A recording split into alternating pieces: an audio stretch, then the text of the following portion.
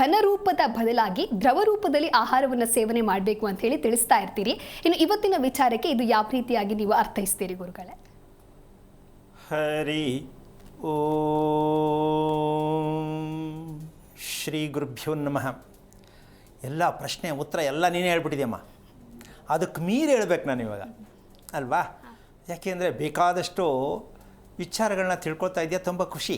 ಹೆಣ್ಣು ಮಕ್ಕಳು ಇಷ್ಟರ ಮಟ್ಟಿಗೆ ಎಲ್ಲ ತಿಳ್ಕೊತಾ ಹೋದರೆ ಮನೆಗಳು ತುಂಬ ಚೆನ್ನಾಗಿ ಅಭಿವೃದ್ಧಿ ಆಗತ್ತೆ. ಏನು ಮಾಡೋದು, ಎಲ್ರಿಗೂ ಬೇಕಾಗತ್ತಲ್ಲ. ಇನ್ನು ಮೂಲಕ ಎಲ್ಲರೂ ತಿಳ್ಕೊಳ್ಳೋ ಪ್ರಯತ್ನ ಮಾಡಲಿ ಅಂತ ಹೇಳೋಕ್ಕೆ ಇಷ್ಟಪಡ್ತೀನಿ.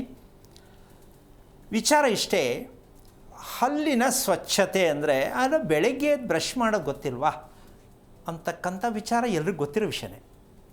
ಬ್ರಷ್ ಮಾಡ್ತಾ ಇದ್ದೀವಿ, ಫೈನ್. ಹಲ್ಲು ನೀಟಾಗಿದೆ, ಫೈನ್. ಸೊ ನಾವೊಂದು ಥಾಟ್, ಒಂದು ಯೋಚನೆಗೆ ಬರ್ತೀವಿ ನಾವು. ಏನು? ಶಿಸ್ತುಬದ್ಧ ಜೀವನ ಯಾರಿಗೆ ಬೇಡಮ್ಮ? ಬೇಕು, ಎಲ್ಲರಿಗೂ ಬೇಕು. ಅದರಲ್ಲೂ ಮಕ್ಕಳಿಗೆ ತಂದೆ ತಾಯಿ ಹೇಳ್ಕೊಡ್ತಕ್ಕಂಥದ್ದು ಒಂದು ವಿಶೇಷವಾಗಿರ್ತಕ್ಕಂಥ ರಹಸ್ಯ ಏನಂದರೆ, ಶಿಸ್ತು ಮಕ್ಕಳಿಗೆ ಕಲಿಸಲೇಬೇಕು ಅಂತ ತುಂಬ ಎಲ್ಲರೂ ಕೂಡ ಅದನ್ನು ಇಟ್ಕೊಂಡಿರ್ತಾರೆ ಮೈಂಡಲ್ಲಿ. ಮಕ್ಕಳಿಗಾಗಲಿ ಗಂಡನಿಗಾಗಲಿ ಹೆಂಡತಿಗಾಗಲಿ ಶಿಸ್ತು ಬೇಕು, ಹೌದಾ?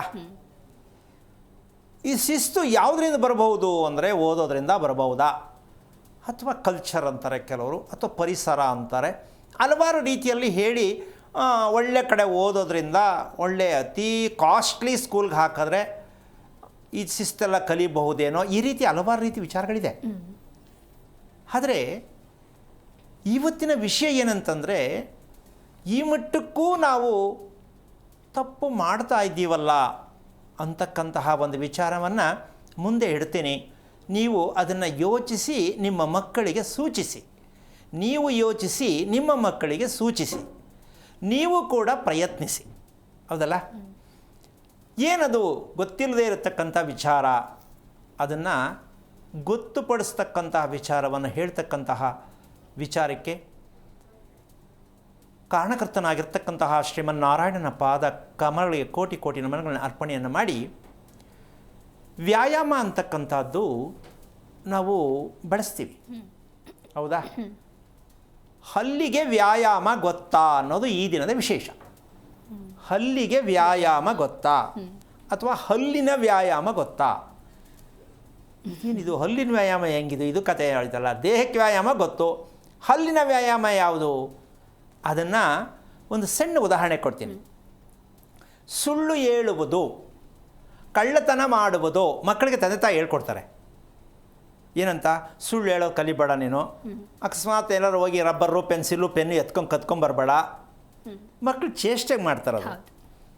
ಆದರೆ ಚೇಷ್ಟೆ ಅಂತ ಅಂದ್ಕೊಂಡ್ರು ಕೂಡ ಅದು ತಪ್ಪೇ. ಎಲ್ಲ ಮಕ್ಕಳು ಕದಿಬೇಕಾಗಾದ್ರೆ ಕದಿಯಲ್ಲ.